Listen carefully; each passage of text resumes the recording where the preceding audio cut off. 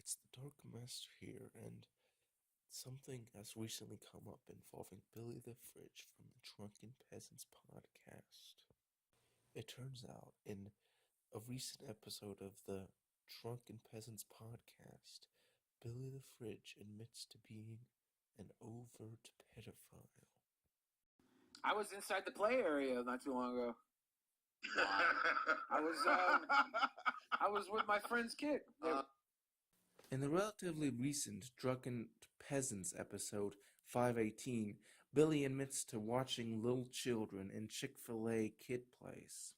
Here's the thing, I love that these liberal losers are the same kind of people who complain that said company is against quote-unquote gay marriage, even though the company merely stated some, Christian values or whatever.